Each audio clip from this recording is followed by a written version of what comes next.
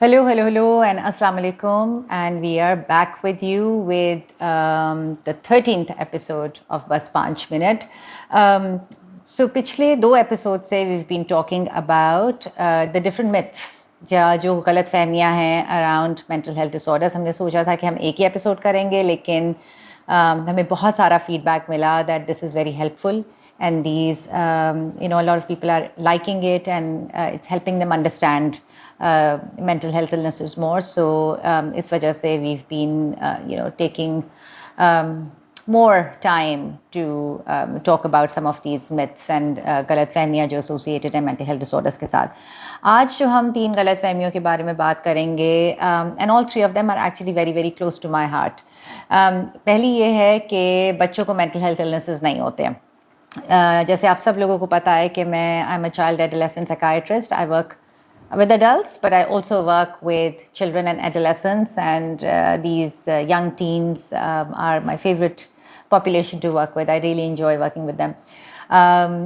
So I want to talk about that कि people who think कि उनको mental health illnesses नहीं होते. दूसरी myth ये है या दूसरी गलतफहमी ये है कि बच्चों में जो मेंटल हेल्थ इलनेसेस या बड़ों में जो भी मेंटल हेल्थ इलनेसेस होते हैं वो बैड पेरेंटिंग की वजह से होते हैं कि पेरेंटिंग कुछ सही नहीं हुई होती, इसलिए लोगों के अंदर मेंटल हेल्थ डिसऑर्डर्स आ जाते हैं, पैदा हो जाते हैं. So that's our second myth. The third myth that I want to talk about today is that a lot of people say, not just in Pakistan but all over the globe, कि spirituality से या नमाज़ें पढ़ने से या कुरान की तिलावत करने से या आपकी जो भी रिलीजियस रिलेटेड रिचुअल्स हैं उनको करने से या तो मेंटल हेल्थ डिसऑर्डर्स को हम प्रिवेंट कर सकते हैं या फिर अगर हो गए हैं तो वो बेहतर हो सकते हैं. That's also a myth and we want to talk a little bit about that. So अगर पहले हम वो लें कि बच्चों को नहीं होते, again far from the truth, a lot of illnesses actually जो साइकियाट्रिक इलनेसेस होती हैं वो शुरू ही आपकी लेट टीन्स में 17, 18, 19 ईयर्स में 60 to 70% जो मेंटल हेल्थ इलनेसेस होती हैं उनकी पहले जो एपिसोड्स होते हैं या पहले जो साइंस एंड सिम्टम्स आते हैं वो यूजुअली लेट टीन्स में आते हैं. और इसी तरह बच्चों को भी बहुत ज़्यादा लाइक डिप्रेशन, एंजाइटी वगैरह होती है और हो जाती है, और डिफरेंट तरीके के सिम्टम्स होते हैं अडल्ट से, बट डेफिनेटली होते हैं. And it's very very important कि उनको हम जितना जल्दी पिकअप कर सकते हैं वो कर लें, ताकि जो इलाज है या जो भी उसकी मैनेजमेंट है या जिस तरीके से भी हम एड्रेस कर रहे हैं वो हम जल्दी कर पाएँ ताकि हम उनको सिवियर होने से रोक सकें.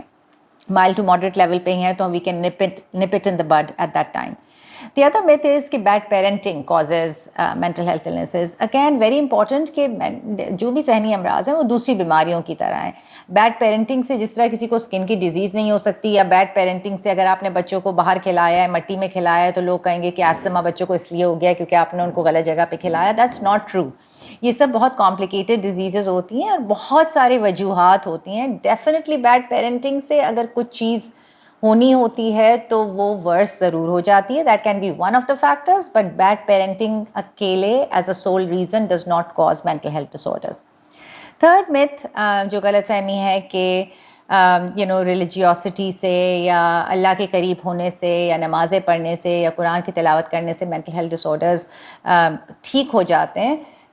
There is a very big role of spirituality in helping people prevent illnesses but also get better with illnesses. Definitely अगर आप religious हैं, अगर आप spiritual हैं, अगर आप अल्लाह के करीब हैं, अगर आप meditation करते हैं, अगर आप कुरान की तिलावत से आपको सुकून मिलता है, बहुत हद तक चीज़ें जो हैं वो बेहतर हो सकती हैं.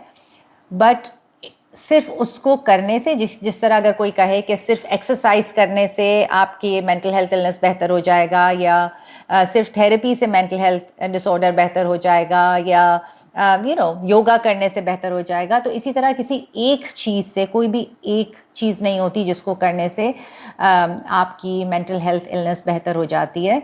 एंड जिनको मॉडरेट टू सिवियर सिम्टम्स होते हैं उनको और भी बहुत ज़्यादा ज़रूरत होती है और चीज़ों की, जिसको हमने बहुत पहले बात भी की थी, बायोसाइकोसोशल मॉडल की. तो अगर दवा की ज़रूरत है, सिवियर इलनेस है, तो दवा भी उसमें ऐड होगी. लाइफस्टाइल चेंजेस भी ऐड होंगे, कुर्बत टू गॉड और रिलीजन एंड स्टफ से डेफिनेटली सुकून मिलता है, डेफिनेटली तबीयत बेहतर होती है. And you can add different, हर एक के लिए there is no one size fits all, जिसको कहते हैं कि एक इलाज जो है सबके लिए completely पूरा नहीं होता. We have to look at the patient and try to figure out what works for them and then create that combination in our treatment plan. We're going to stop today. Thank you so much for being with me. अपना ख्याल रखिए, keep asking questions, stay curious, and inshallah next week फिर मिलते हैं. In the meantime, memento vivere, remember to live. खुदा हाफिज़.